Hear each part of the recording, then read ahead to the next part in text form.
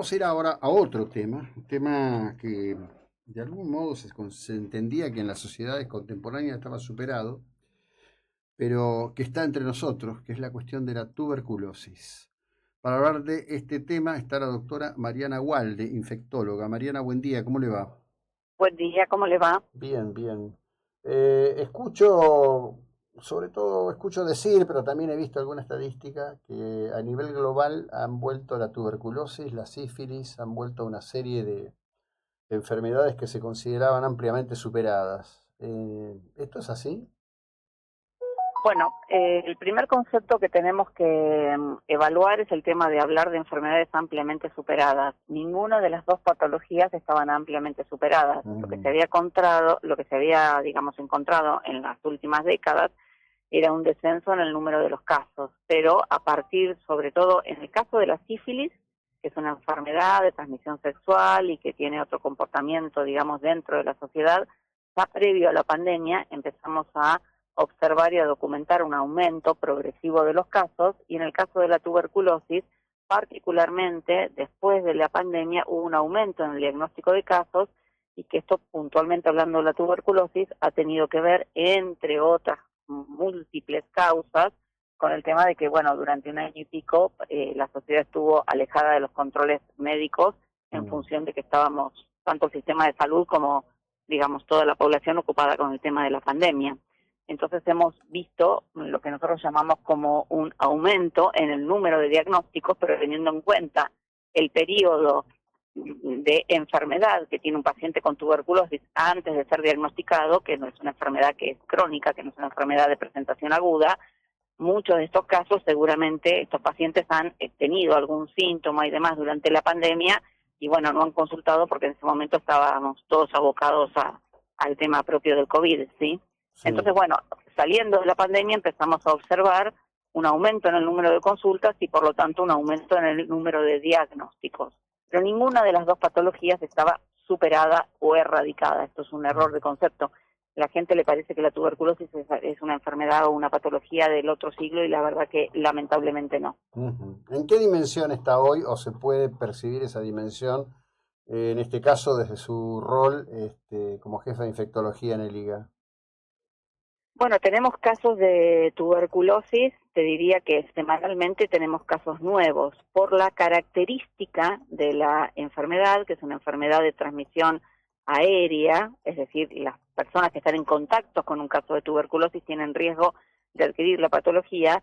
Es una enfermedad que, bueno, que tenemos que hacer un trabajo no solo de diagnóstico y tratamiento de los pacientes, sino de todo lo que se llama el control, ¿sí?, de todos los convivientes o de las personas que trabajan, o el ámbito escolar o el ámbito que rodea a este paciente, para tratar de detectar otros casos. Es una enfermedad, como explicaba recién, que es crónica, que no tiene una presentación aguda y muchas veces puede confundirse en sus inicios con cualquier otra patología respiratoria. El paciente clásico, digamos, típico con tuberculosis es un paciente que viene con síntomas respiratorios de por lo menos más de 2 semanas de evolución, con tos, con expectoración, a veces puede tener un poco de sudoración nocturna, y bueno, muchas veces estos casos al inicio, cuando son evaluados, se interpretan como cuadros virales o cuadros Mm, bacterianos comunes, como una bronquitis, y bueno, la persistencia de estos síntomas más allá de 2 semanas tiene que hacernos siempre pensar, sospechar y descartar una tuberculosis. ujú. Bien. ¿Cuáles son las, digamos, como las principales formas de contagio? Porque se atribuye, he escuchado atribuciones, no digo se atribuye, he escuchado atribuciones a las situaciones que puedan tener con, bueno, en principio, una mala alimentación, el impacto de la mala alimentación, el tema del consumo de drogas, todo girando alrededor de la baja de las defensas, ¿no? Mira, en relación a la tuberculosis, digamos, la vía de transmisión de la tuberculosis es lo que nosotros llamamos una vía de transmisión aérea, ¿sí? O Ujú, sea, el bacilo de la tuberculosis está dentro de las gotas de saliva que uno, en el momento en que habla, tose, ujú, ujú, expectora, se ríe y demás, hay como un flush, ¿sí?, de salida de estas gotas desde la boca de todos nosotros. En esas pequeñas gotas está el bacilo de la tuberculosis, y quedan, como son gotas muy, muy pequeñas, quedan flotando en el aire, digamos, y se transmiten a una distancia un poco considerable. No es una gota gruesa. De todo esto hablábamos en la época del COVID. El Claro. COVID se transmitía por la gota gruesa, una gota que caía a menos de 1 metro del paciente, ¿sí? La tuberculosis se transmite por la gota fina, que es una gota fina que se traslada un poco más en el espacio. Entonces, la vía de transmisión es básicamente la aérea. Por eso, todo paciente tosedor crónico es un eventual paciente que puede transmitir la tuberculosis hacia su entorno. Ese es un punto. Segundo punto, por supuesto que los pacientes que están en una situación de vulnerabilidad, y hablamos de esto, aquellos que no tienen las condiciones sanitarias adecuadas, las personas que están con una alimentación deficiente, ¿sí?, son más vulnerables a la tuberculosis y a cualquier otra patología. Claro. O sea, los humanos somos, digamos, y la salud tiene una visión, digamos, no solamente física, sino social, y donde intervienen una cantidad de cuestiones del ámbito de la alimentación, las condiciones de vivienda, las condiciones sanitarias y demás, que favorecen en muchas patologías la transmisión de estas enfermedades y, por supuesto, la evolución posterior.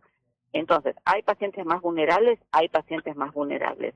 ¿Hay entornos que facilitan más la transmisión? Hay entornos que facilitan más la transmisión, claramente. Los lugares con hacinamiento, ¿sí?, por ejemplo, son lugares en donde la transmisión se facilita mucho más.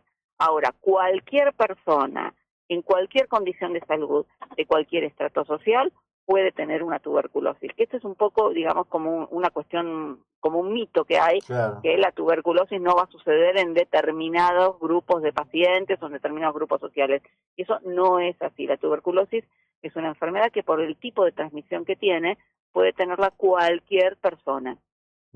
Bien, es muy importante decirlo y que entendamos, ¿no? Porque, Absolutamente. sí, claro, Lo que es claro. importante que entienda la gente y lo que es importante que entiendan los colegas que trabajan sobre todo en la primera línea de atención es que todo aquel paciente que tiene síntomas respiratorios de más de 2 semanas de evolución, con una tos y un cuadro respiratorio que no termina de resolver, de más de 2 semanas de evolución, mínimamente tenemos que pensar un segundo en tuberculosis y hacer los esfuerzos diagnósticos, que no son complicados, necesarios para descartarla. Claro. Si no pensamos en la tuberculosis, no la vamos a diagnosticar. Claro. Si pensamos en tuberculosis, posiblemente tengamos muchos pacientes que tosen durante más de 2 semanas y que no tienen tuberculosis, pero los que tengan tuberculosis los vamos a pesquisar. Bien, bien. ¿Y en qué estadios estaría hoy, digamos, de lo que ustedes ven, el tránsito que tienen allí en el IGA? Como te estaba comentando, estamos diagnosticando pacientes todas las semanas. Acá en el Sí, sí, hospital claro. trabajamos en conjunto con el servicio de neumología. Neumología ve un grupo muy importante de pacientes con tuberculosis. Nosotros en infectología vemos otro grupo de pacientes con tuberculosis y algunas otras patologías infecciosas. Y la verdad que lo que vemos en ambos, digamos, servicios son curvas en ascenso en cuanto a los diagnósticos. Y como siempre decimos, en tuberculosis uno tiene que pensar que por cada paciente que uno diagnostica, seguramente tenemos 2, 3, 4 pacientes más no diagnosticados que uno los tiene que salir a buscar. Y este es un trabajo que hacemos colaborativamente también con la municipalidad. Hay toda una red de trabajo de tuberculosis, ¿sí? Ajá, qué bueno. Y me parece súper oportuno hablar de esto a la comunidad. Deberíamos hablarle más seguidamente a la comunidad de este tema para que la comunidad también estuviera alerta y pudiera colaborar ante la sospecha, ¿no?, Sí. de algún paciente que pudiera tener tuberculosis. Sí, estamos hablando porque escucho en el andar de todos los días sobre el tema, entonces me parecía que era importante poder establecerlo con parámetros fiables, ¿no? No por lo que dice el boca a boca, porque justamente uno de los temas que se suele signar mal, evidentemente, por tu explicación,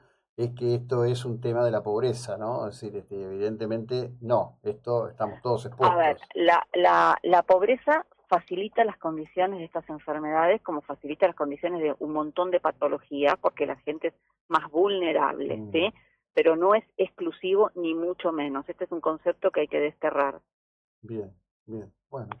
Y digamos, frente al hecho, frente a la persona detectada hoy, ¿cuál es el tratamiento? Hay un tratamiento que es altamente efectivo y los pacientes, es un tratamiento largo, ¿sí? Ujú, Es un tratamiento de al menos 6 meses, pero los pacientes resuelven y se curan. bien.